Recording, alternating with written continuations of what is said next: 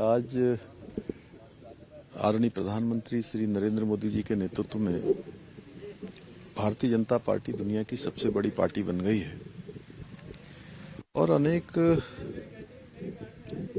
महापुरुषों ने, अनेक कार्यकर्ताओं ने, असंख्य कार्यकर्ताओं ने पार्टी को यहां तक पहुंचाने का काम किया है। और इस क्रम को अब हमारे नौजवान, ऊर्जावान, प्रतिभावान युवा अध्यक्ष श्री नितिन नवीन जी के नेतृत्व में बहुत तेज गति से और गति मिलेगी। हमारा संगठन का व्यापक रूप से विस्तार होगा, नीचे की इकाइयां और मजबूत होंगी। नितिन नवीन जी का 20 वर्षों से भी, 2 दशक से भी ज्यादा समय से सीधे सीधे जनता का अनुभव उनको है, निर्वाचन की प्रक्रिया से चुने जाने का अनुभव है, उसमें काम करने का अनुभव है, सरकारों में काम करने का अनुभव है।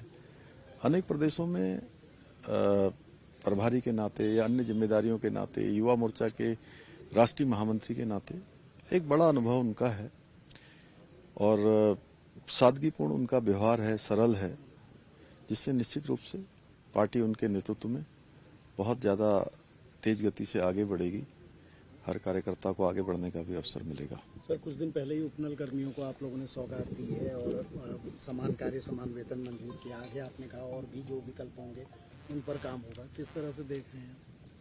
देखिए, हमारी सरकार हमेशा कर्मचारियों के हितों के लिए काम करती रही है और मैं शुरू से ही, चूंकि जब मैं सरकार में नहीं भी था इस जिम्मेदारी में, तब भी मैं मानता था कि उपनल कर्मचारियों के बारे में कोई रास्ता निकाला जाना चाहिए।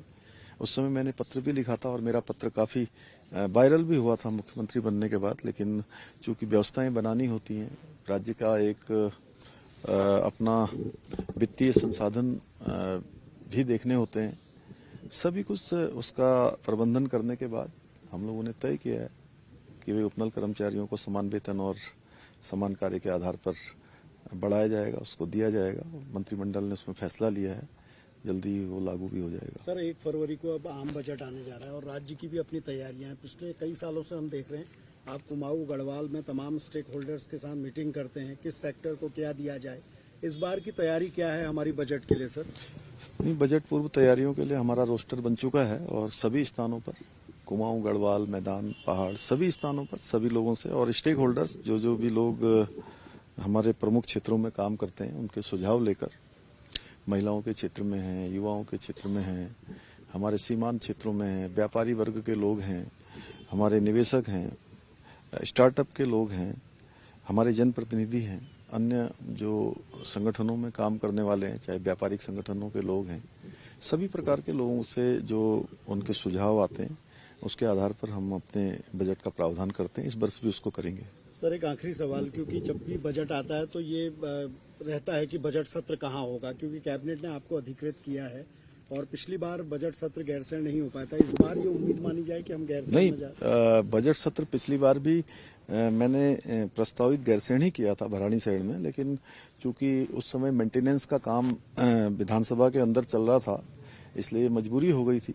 हालांकि उस समय विधानसभा अध्यक्ष जी ने भी स्वयं स्थिति स्पष्ट करी थी, लेकिन इस बार पहले से हम लोग तैयार हैं। ये पहले से ही तैयारी है कि इस बार का बजट सत्र हमारा भराड़ीसैंण, हमारी जो ग्रीष्मकालीन राजधानी है, वहीं पर होगा।